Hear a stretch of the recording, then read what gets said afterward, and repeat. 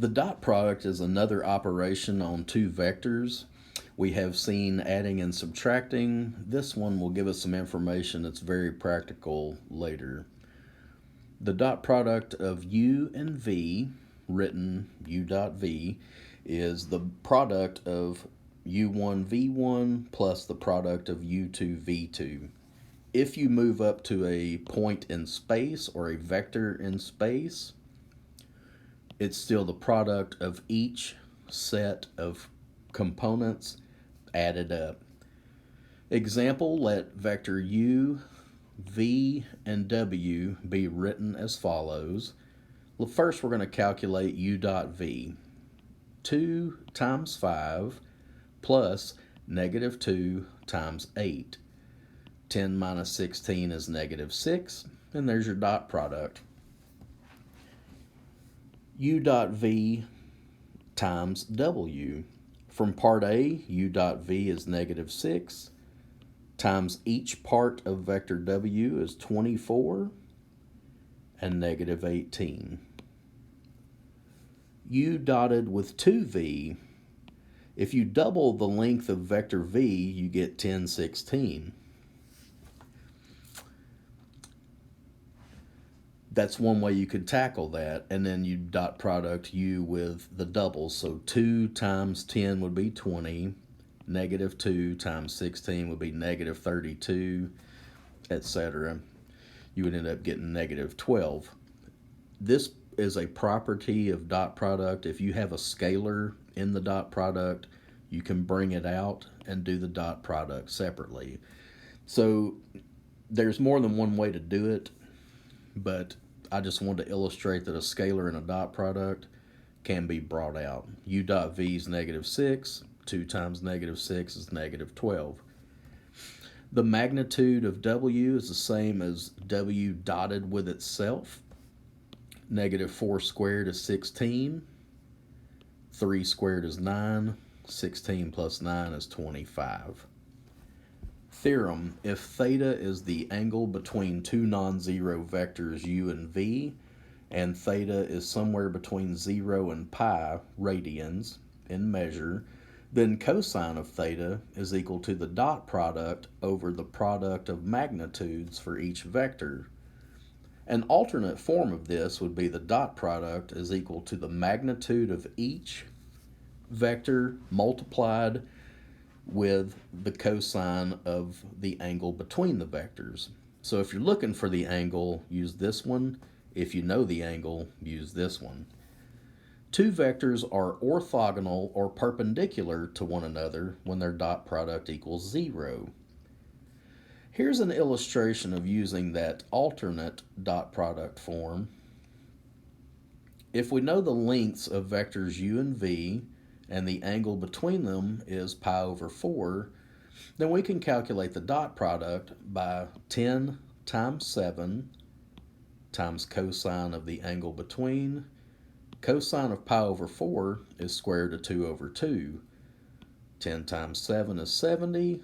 2 goes into 70 35 times.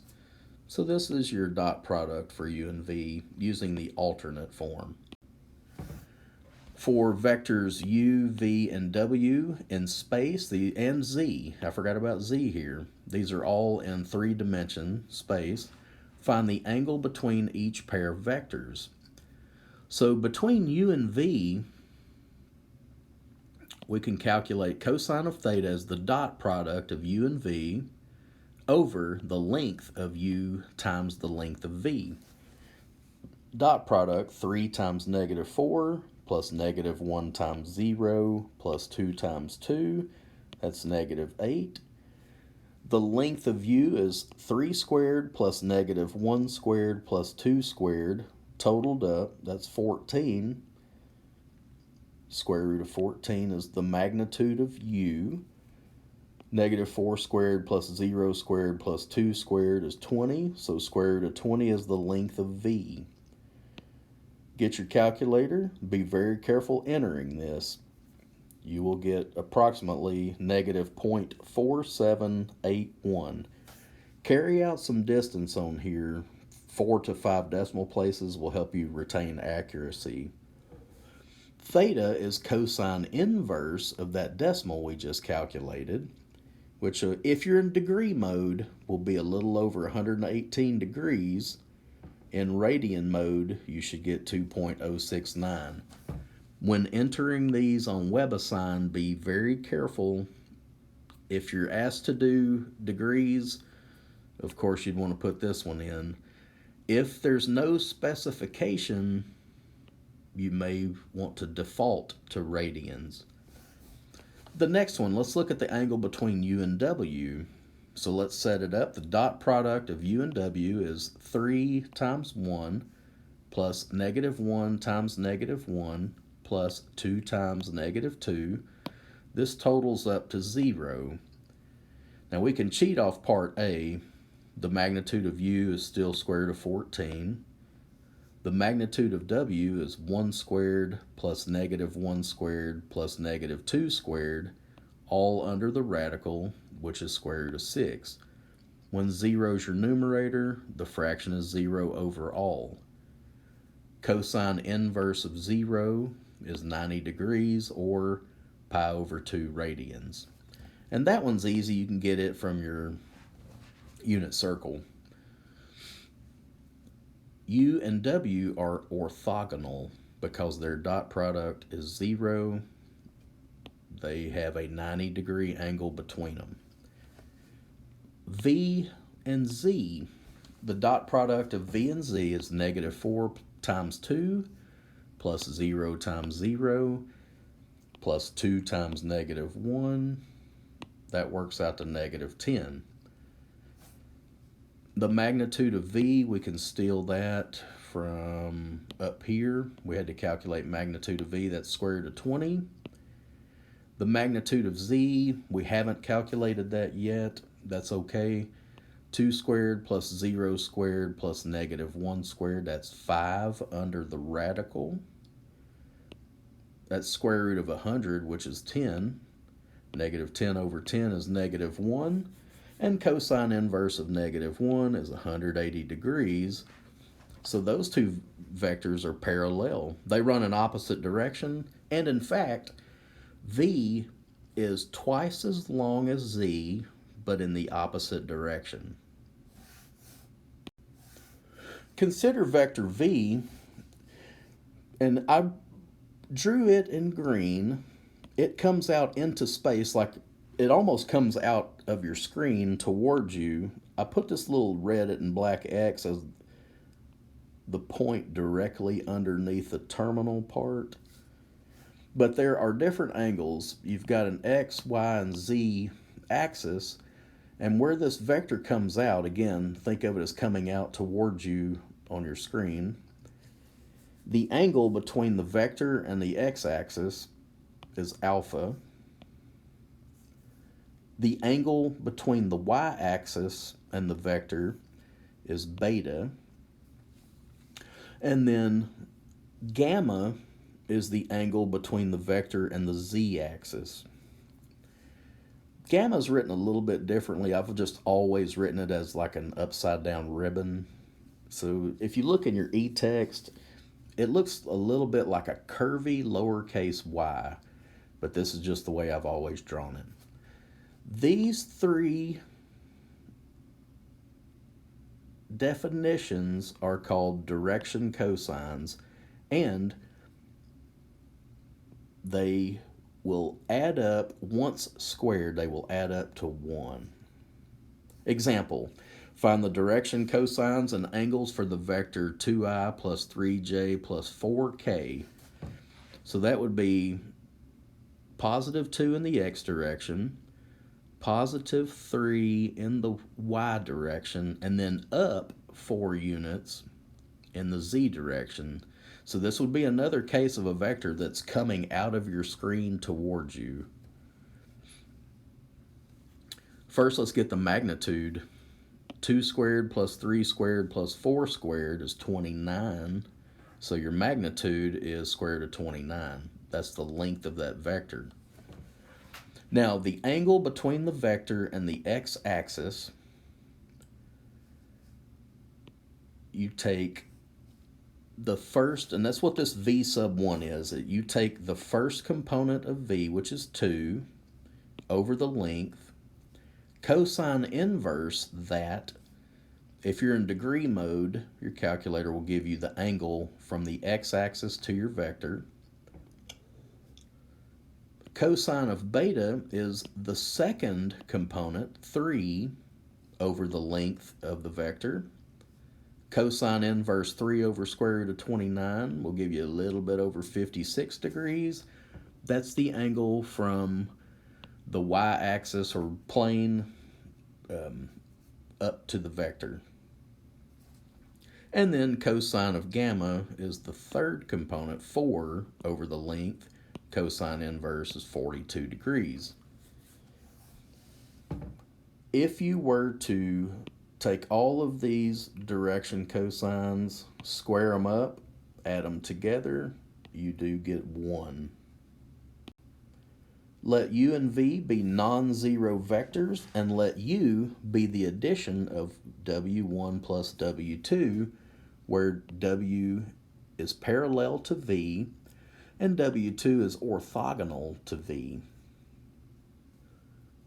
First, w sub 1 is called the projection of u onto v and is denoted by projection of u onto v. U onto v. This is how you would calculate it knowing the vectors. U dot v over v dot v, that's going to be some scalar, and you'll distribute it throughout the components of vectors v. W2 is equal to u minus w1, and that's called the vector component of u orthogonal or perpendicular to v. So let's look at two cases. If your angle is acute, we have vector v running this way. If we take vector u and project it onto v, then it runs in the same direction as v, and that's what we're calling w sub 1. So we're projecting u onto v. W2 makes a right angle with w1. That's the part up here that says orthogonal to v. W2 is a right angle from v. If the angle is obtuse, then here's your vector u projected onto projected onto v will also give you w1, and w2 is still orthogonal to v. Example, find the vector component of u if it's given as 5, 10, that is orthogonal to vector v at 4, 3, given that the projection of u onto v is 8, 6, and vector u is the sum of the two vectors, w1 and w2. Now, that's a mouthful to say all that, but this is an exercise in using part 2 of that definition. Vector u is given, that's 5, 10. The projection, that's w1, that's where u is projected onto v. That's 8, 6, so we're just going to take the difference. 5 minus 8 is negative 3. 10 minus 6 is 4. So I tried to illustrate here at the bottom, vector u projected onto vector v. So if you take vector u and you project it onto v, that's where you get the 8, 6. Vector v was given as 4, 3. W2 has to be negative 3, 4, but more importantly, it is a right angle to vector v. It's orthogonal. Find the projection of u onto v and the vector component of u orthogonal to v for, now we're going to upgrade to 3-dimensional vectors, the ones that have 3 components to them. W sub 1 is the projection of u onto v. Again, as a reminder, that formula is u dot v over v dot v, which will give us some numerical scalar, times vector v. 3 times 7 plus negative 5 times 1 plus 2 times negative 2. U dot V comes out to 12. V dot V is 49 plus 1 plus 4. Square each number, add them up. 49, 50, 54 total. So that is this parenthetical set of dot products, 12 over 54. Multiply that through by vector V. So you multiply, distribute through, simplify your fractions, and this is your vector where U is projected onto V. The orthogonal vector is U minus W1. So we're going to take vector U, subtract the projection that we just found in part 1. You'll need to be sure to get a common denominator, or just use your calculator and reduce. You get 13/9 I minus 47/9 J plus 22/9 K. Here's an application of using orthogonal projection. A 600-pound boat sits on a ramp inclined at 30 degrees. What force is required to keep the boat from rolling down the ramp? Okay, and again, because I can't draw very well, I just labeled a boat. It is backed into a ramp that is 30 degrees inclined. So this little line here is to be horizontal, 30-degree incline. So this vector V is in the direction of the ramp. Purposefully, it has a length of 1. Now, this vector, because it has a length of 1, can be represented on the unit circle, because that has a radius of 1, as cosine of 30 degrees for the I component, and that's this way, the X direction, plus sine 30 degrees in the J direction, that's this way.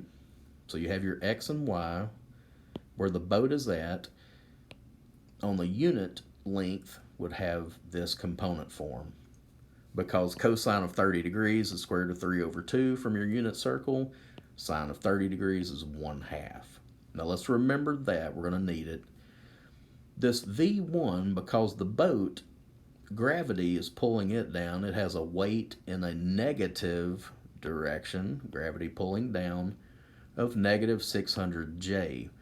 The weight is vertically pulled down by gravity.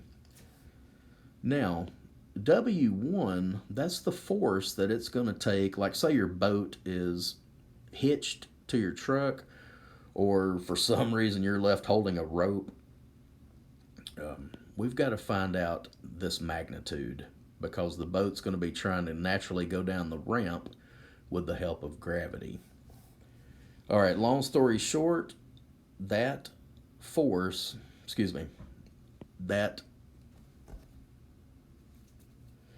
amount, force, sorry, had a brain fart, is the projection of V from F. So let me say it right. This force is the projection of F onto V. It's that force projected into the same direction as the ramp. All right, so projection of F onto V is F dot V over V dot V times vector V, which vector V we have up here. Okay, so force F is 0I minus 600J.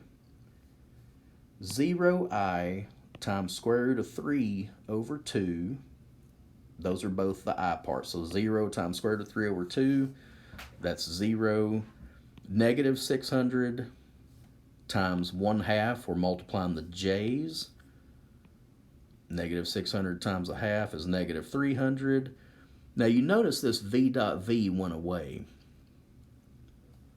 Since V dot V is the length of V. It has a value of 1, so I just didn't write an over 1. Negative 600 cut in half is negative 300 times vector V, distribute, and then calculate your magnitude. And actually, you don't have to distribute. This already has a length of 1. That would have a magnitude of 300. 300 times 1. So that tells us that you would need a force of 300 pounds to keep a 600-pound boat from rolling down a ramp inclined at 30 degrees. Definition: the work done by a constant force F as its point of application moves along the vector PQ is one of the following. All right, first, it's the magnitude of the projection of F onto PQ times the magnitude of PQ, which from the previous example is cosine of theta. This is another way to do it. Cosine of theta times your force times the length of the direction line segment. Or if by chance you're pulling on the force in the same direction the object needs to move, then it's just force dotted with magnitude of PQ. That's the best case scenario. So like say something's flat on a flat surface and you're pulling directly flat towards yourself, you would use this one. Like the problem we had with the boat, say we wanted to move this square onto this square, but we're in a position where we have to pull something at an angle instead of directly in the path, then this is the formula that we use. Let's see how that plays out.